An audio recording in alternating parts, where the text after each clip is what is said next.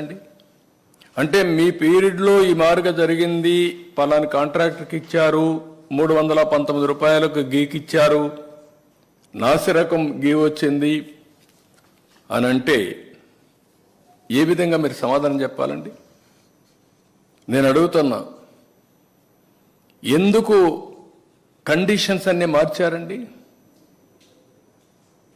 Tender పిలవడానికి ఎందుకు conditions మార్చారో సమాధానం చెప్పండి. అన్ని కండిషన్స్ మార్చి ట్రేడర్స్ని ఎంకరేజ్ చేసి తక్కువ ధరకు ఇచ్చారని రివర్స్ టెండరింగ్కి వెళ్ళి ఇలాంటి నాసిరకం నెయ్యి తీసుకొచ్చి అపవిత్రం చేసి ఎన్నిసార్లు భక్తులు ఆందోళన చేశారండి. అక్కడ అన్నదానంలో అన్నం బాగాలేదని, భోజనం బాగాలేదని ఎన్నిసార్లు చెప్పారండి? అదే మాదిరిగా రూములు బాగాలేవని ఎన్నిసార్లు చెప్పారండి? ప్రసాదం బాగాలేదని ఎన్నిసార్లు డెమాన్స్ట్రేట్ చేశారండి? అలాంటి నాసిరకమైనటువంటి పదార్థాలను వాడి ఇలాంటి తప్పుడు పనులు చేసి ఇప్పుడు మాట్లాడుతూ ఇవన్నీ కూడా ఈఓ చెప్పలేదు, రిపోర్ట్లు లేవు, నేను మాట్లాడాను.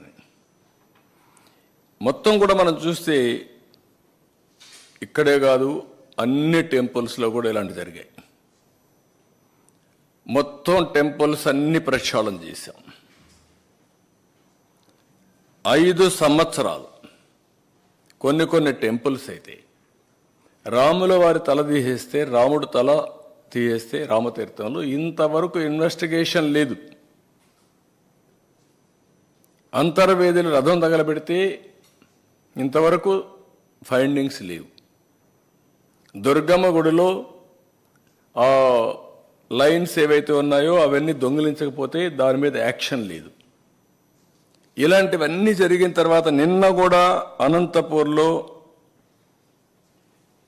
హనకన్కల్ విలేజ్లో కనేకల్ మండలంలో ఈశ్వరుడు అనేవాడు నేనే తగలబెట్టాలని చెప్పే పరిస్థితికి వచ్చాడు రథాన్ని. అంటే